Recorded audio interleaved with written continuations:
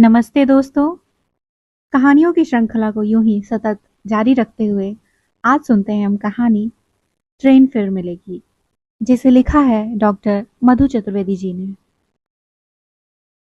सुनते हैं ये कहानी ट्रेन फिर मिलेगी। जुहू बीच, समुद्र का रेतीला तट, भोर की रश्मि, तेजी से तट की ओर आती हुई समुद्र की लहरों का उफान। कितने उत्साह से, न जाने कितने सपने संजोए, अपनी पूरी रफ्तार से दौड़ती सी नजर आती है तट से मिलने की एक आस।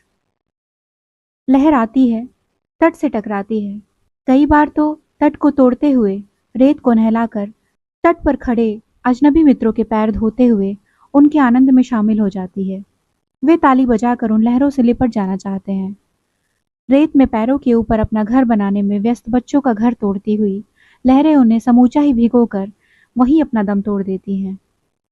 बच्चे खिलखिलाकर रेत के घर को भूल लहरों के साथ खेलने लगते हैं। न लहर से शिकायत, न रेत के घर का मोह, न लहरों का कोई वजूद है, न रेत के घर का। इतना तो यहाँ आने वाले बच्चे भी समझते हैं। यदि कुछ है तो उस क्षणभंगुर लहर और रेत के खेल से मिलने वाला आनंद। एक लहर के टूटने से दूसरी लहर का हौसला नहीं टूटता। एक लहर मिटती नहीं कि दूसरी लहर उसी तेजी से आ जाती है। कभी सोचते हैं, लहर तो अनश्वर है, कभी नष्ट नहीं होती, पानी बनकर फिर समुद्र में मिलती है, फिर लहर बनकर वापस आती है।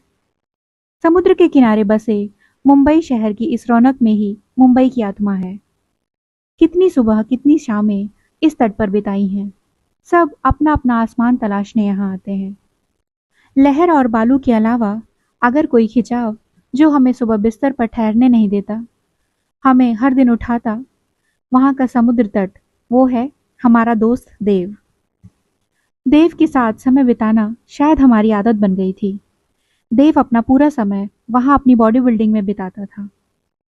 पुष्ट कंधे, मजबूत सख्त बाहें, सिक्स एब्स, एक एक मसल पकड़ में आ जाए, कलाई से कंधों तक फैशनेबल गुदे हुए टैटू, बड़ी अदा और डिजाइन से कटे हुए बाल, और एक गर्वोन्नत माथा, मुस्कान बिखेरते होंठ, एकदम मजबूत कदकाठी। शरीर का कद तो नहीं मालूम, क्योंकि उसे कभी खड़े हुए नहीं देखा। खड़ा कैसे होता? उसके तो पैर थे ही नहीं। लेकिन उसके सपनों का कद बहुत बड़ा था, जो एक मशहूर नर्तक बनने के सपने लेकर मुंबई आया था।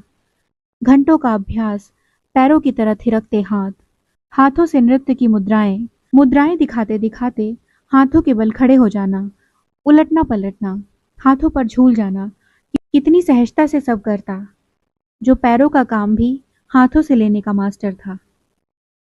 हम 7 घंटे बिताते, कभी नाश्ता साथ करते तो कभी ताजे जूस पीते, कभी नारियल डाब तो कभी बन मक्खन। फरमाइश पर घर से पराठे लेकर भी कभी जाते। उस दिन बहुत हंसी आ गई। एक उम्र दराज महिला आई। लोग आते ही रहते हैं वहां। अपने मोबाइल से देव के साथ सेल्फी लेने के लिए जूझ रही थी। देव ने तत्परता से उनके हाथ से मोबाइल लिया, फटाफट कई फोटो खींची, एक जोरदार मुस्कान फेंकी और मोबाइल उन्हें थमा दिया। वो तो हतप्रभ थी कि कितनी फुर्ती और परिपक्वता है हर काम में। देव मेरे लिए खाली पृष्ठ थे, जिसे हम अपनी कलम में उतारना चाहते थे। देव कैनवास थे, जिसमें उसे पुलिका से रंगना चाहते थे।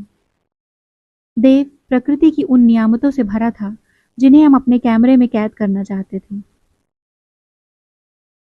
ये कहानी शुरू कहीं और से होती है, मुंबई से इतनी दूर, जहां से 2 पैरों वालों को चलकर भी पहुंचने के लिए हिम्मत चाहिए। मुंबई से एक दूसरे कोने पर बिहार प्रांत के बेगूसराय में देव अपनी कहानी शुरू करता है। मध्यम आय वर्ग की हर माँ की तरह उसकी माँ के सपने भी मध्यम ही थे।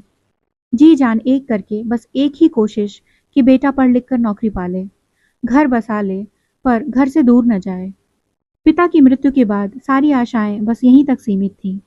देव हंसकर बताता है, मेरे दोस्त मुझे जानते थे कि मेरे सपने कुछ और हैं। स्कूल में उस दिन मित्र ने कहा, पटना में मुंबई की कोई टीम आ रही है नृत्य संगीत टैलेंट को खोजने, तू निकल जा। यहाँ खाली पीली अपने नाच दिखाकर हम लोगों को पकाता है। हम लोगों को तो ये भी समझ नहीं आता कि तू क्या दिखाता है। अरे कम से कम तुझे अपनी औकात तो पता चल जाएगी। अगर कुछ हुनर है तो मौका है, नहीं तो जरा ढर्रे पर आकर पढ़ाई कर सीधी सादी नौकरी ढूंढ। मैं बेगूसराय स्टेशन पर खड़ा था। जिसने बिहार को देखा है या अखबारों में पढ़ा है तो समझ सकते हैं, वहां रेल यात्रा और अंतिम यात्रा के बीच बहुत थोड़ा फासला होता है। रेल में आरक्षण अमीरों के सपने हैं। अनारक्षित रेल के डब्बे में घुस पाना पूरी युद्ध नीति। जितने लोग डब्बे के अंदर होते हैं उतने लोग डब्बे के ऊपर और उसके दुगने प्लेटफॉर्म पर, जिनकी कोशिश ट्रेन छूटने तक नहीं छूटती। मेरी हिम्मत उस दिन लगभग छूट ही गई थी। ट्रेन के अंदर तो क्या, ट्रेन के दरवाजे तक पहुंचना नामुमकिन नजर आ रहा था। तभी मैंने देखा, धोती कुर्ता पहने एक पंडित जी को अपने हाथ में उठाए उनके यजमान खिड़की से उन्हें अंदर ठेल रहे थे। आधा धड़ अंदर और आधा धड़ बाहर। और लगा दे हस्सा अगर शेर का बच्चा, और शेर का बच्चा अंदर था। जजमान ने राहत की सांस ली कि चलो, पंडित जी सकुशल अपने घर पहुंचेंगे। हमारी हिम्मत भी बढ़ी। भैया, थोड़ा सा धक्का हमको भी लगा दो तो आज हमें भी हमारी मंजिल मिल जाएगी। अब तक यजमान को भी हिम्मत आ गई थी। उसी खिड़की से हमें आधे अंदर तो पहुंचा ही गए थे, लेकिन वहां तो पैर रखने की भी जगह नहीं थी। बाहर से जैसे ही धक्के ने हमें अंदर पहुंचाया, मैं तो लोगों के हाथ में था और वैसे ही लेटे हुए मेरे पैरों को उन्होंने दूसरी खिड़की की ओर मोड़ा और जैसे भीतर आया था वैसे ही बाहर धकेल दिया। मैं चिल्ला रहा था, मुझे पहुंचना जरूरी है, लेकिन जब खड़े होने की जगह न हो तो कान भी बहरे हो जाते हैं। हवा में शरीर और ट्रेन प्लेटफॉर्म छोड़ने लगी। जब तक मैं प्लेटफॉर्म पर खड़ा हो पाता उससे पहले फिसलकर पटरी पर जा गिरा। बस उसके बाद की कहानी तब पता चली जब अस्पताल में होश आया। होश आने पर मैंने पाया कि मैं एकदम स्वस्थ था। कोई चोट नहीं थी, कोई पीड़ा नहीं थी। मुझे सबसे अधिक हैरानी अपने सामने खड़े उन पंडित जी के जजमान को देखकर हुई। अरे आप यहाँ, आपको कैसे पता चला? जजमान हमारा हाथ पकड़कर पास ही सिरहाने बैठ गए। मैं तुम्हारा गुनहगार हूँ। मैं अपने को कभी माफ नहीं कर पाऊंगा। मुझे समझ नहीं आया कि आप ऐसा क्यों कह रहे हैं। आपने तो हमारी मदद की थी, खिड़की से भीतर पहुंचाया। अब वहां जगह ही नहीं थी तो वो यात्री बेचारों के पास हमें वापस प्लेटफॉर्म पर उतारने के और क्या चारा था। मेरा पैर फिसला तो उसमें आप क्या कर सकते थे। जान है तो जहान है, फिर मिलेगी ट्रेन। माँ कहती हैं, जो दाता ने लिख दिया छठी रात के अंत, राई घटे न तिल बढ़े, हुई हैं वही निशंक। आप मुझ अजनबी के लिए यहाँ रुके हुए हैं, मैं कैसे आपका धन्यवाद करूं। माँ को तो पता भी नहीं है कि मैं स्कूल से स्टेशन आ गया था। कोई नहीं, अब समय पर घर पहुंच जाऊंगा। माँ की इच्छा ही नहीं रही होगी, आपका एहसान कैसे चुकाऊंगा। जजमान एकदम चुप थे, फिर हाथ दबाकर बोले, बेटे, ये वो पहला दिन ही नहीं, आज उस दुर्घटना का चौथा दिन है। तुम्हारा ना नाम था न पता, इसीलिए माँ को कोई खबर नहीं कर पाए। बस ये समझो, थोड़ी सी कीमत लेकर भगवान ने तुम्हें दूसरी जिंदगी दी है। उस दिन जब तुम चलती ट्रेन से पटरी पर फिसले, हम सबकी जान ही निकल गई थी। प्लेटफॉर्म पर खड़ी सारी भीड़ बदहवास किनारे पर खड़ी थी कि बस ट्रेन गुजरे कि तुम्हें निकालें। ट्रेन तो जैसे उस दिन खत्म होने का नाम ही नहीं ले रही थी। मैं भगवान से बस मना रहा था कि तुम्हें सकुशल बचा लें। जैसे ही ट्रेन गुजरी, सब तुम्हें बचाने दौड़े। पटरी पर काफी खून था, तुम जीवित थे, शरीर से सबको तुम ठीक दिखे। सबने भगवान का शुक्र मनाया, तुम्हें हाथों में उठाया, रेलवे से एम्बुलेंस को खबर दे दी। लेकिन सब हतप्रभ थे, ये तो आधा शरीर है, टांगे तो हैं ही नहीं। लोग पीछे दौड़े कि कटी टांगे ही उठा लें, ऑपरेशन से शायद डॉक्टर ठीक कर दें, लेकिन वे बुरी तरह कुचली जा चुकी थीं। एम्बुलेंस से तुरंत रेलवे अस्पताल लाया गया। आज तुम सकुशल अपने होश में हो। जजमान की बात सुनने के बाद मैंने अपने शरीर को टटोलना शुरू किया। एक अजीब सा भय था, इस सच को कैसे स्वीकारूंगा। जजमान ने हाथ छोड़ दिया था। दोनों हाथ शरीर पर फिसल रहे थे, सीने से कमर तक, कमर के नीचे। बस इसके बाद शरीर खत्म। इतना छोटा हो गया मेरा शरीर। घबरा कर दोनों हाथों को पीछे खींच लिया। जजमान ने बताया कि ऑपरेशन तो उसी दिन कर दिया गया था, लेकिन इंजेक्शन देकर लगातार तुम्हें सुलाए रखे थे, जिससे तुम मानसिक तौर से थोड़े मजबूत हो जाओ। इतनी भयावह सच्चाई मेरे सामने थी, लेकिन न मेरी चीख निकली, न आंख से आंसू। मैंने क्या खो दिया था, वो बात अब बेमानी थी। अब तो बस हकीकत ये थी कि जो बचा है, उससे जिंदगी कैसे शुरू करना है। भगवान ने कैसा बढ़िया न्याय किया है। जो लिया है, उसके लिए कोस भी नहीं पा रहा हूँ। आखिर उसने पटरी से मौत को उठाकर जिंदगी में भी तो बदला है। बस अब आपका आशीर्वाद होगा तो मेरी वो अधूरी यात्रा मुंबई पहुंचकर ही पूरी होगी। हाँ, आप जिन पंडित जी को पहुंचाने आए थे, वो तो सकुशल पहुंच गए। जजमान हंसने लगे। बेटा, वो भी बिल्कुल वैसे ही दूसरी खिड़की से घुमाकर प्लेटफॉर्म पर गिरा दिए गए। बस शुक्र करो कि ट्रेन खड़ी हुई थी। हमने पूछा, आप उतर क्यों आए?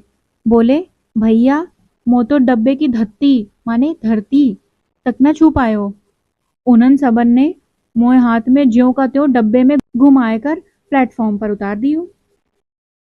जजमान हमें हमारे घर तक छोड़ने आए। माँ इतनी स्तब्ध थी कि इस दुर्घटना में बस बेटे को जीवित वापस अपने पास देखने से बड़ा कोई सपना अब उसके सामने नहीं था। कोई डांट नाराजगी नहीं थी। ट्रेन फिर मिली। माँ ने कुछ भी नहीं कहा कि इस दूसरी जिंदगी पर उनका कोई हक नहीं है। जिसने वहां से बचाया है तो आगे भी बचाएगा। हमारे अंदर कुछ भी खोने का भय अब खत्म हो चुका था। उसके बाद के सफर के तो आप सहयात्री हैं। आज समुद्र तट पर भोर सवेरे कुछ अलग भीड़ थी। शूटिंग चल रही थी। डांस इंडिया डांस एपिसोड की टीम देव के डांस और बॉडी बिल्डिंग के करतब कैमरे में कैद कर रहे थे। रोज आने वाली सुबह की भीड़ भी आज अपना टहलना छोड़कर मंत्रमुग्ध देव के करतबों से विमोहित थे। अपनी यात्रा के संबंध में बताते हुए देव के चेहरे पर एक गर्व था। उसने बोलना शुरू किया, डांस में महारत हासिल करना मेरा सपना था और मैं अकेला फिर घर से निकलकर मुंबई पहुंच गया।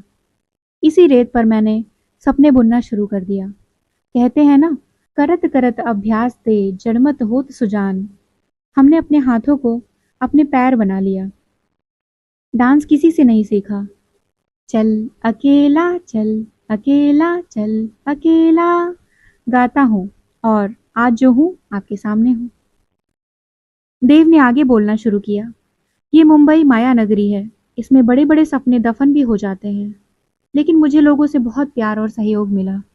बहुत बार लोगों ने मुझे समझाया, तुम एक नौकरी के साथ भी ये सपने पूरे कर सकते हो। मैं अपनी पढ़ाई भी कर रहा हूँ, कंप्यूटर भी सीख रहा हूँ, लेकिन उतना ही जो मुझे मेरे डांस में मदद करे। एक बहुत रहस्य की बात आज आपको बताऊं। जब मेरे दोनों पैर ठीक भी थे तो मैंने किसी को बताया नहीं, लेकिन अपने मन में तय कर लिया था कि मैं सिर्फ डांस ही करना चाहता था। मैं ये जानता था कि पढ़ाई कर लूंगा तो नौकरी के विकल्प हर बार हौसले को तोड़ेंगे।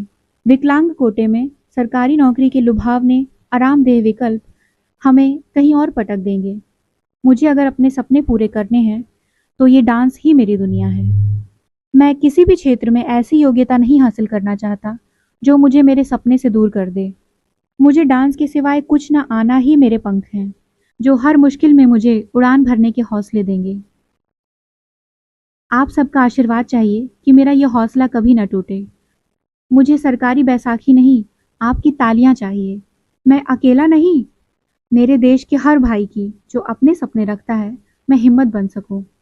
इस समुद्र तट ने मुझ बेसहारा को आश्रय दिया। बस एक दिन इस लायक बन सकूं कि अपनी माँ को यहाँ मुंबई लाकर अपने साथ रख सकूं। एक ट्रेन छूटती है तो दूसरी ट्रेन मिलती ही है। भरोसा रखिए। अभी आप सुन रहे थे डॉक्टर मधु चतुर्वेदी जी की लिखी हुई एक प्रेरणादायक कहानी, ट्रेन फिर मिलेगी। ये कहानी और इसका वाचन आपको कैसा लगा, कमेंट बॉक्स में लिखकर ज़रूर बताइएगा। कहानी सुनने के लिए बहुत बहुत धन्यवाद। आपका दिन शुभ हो।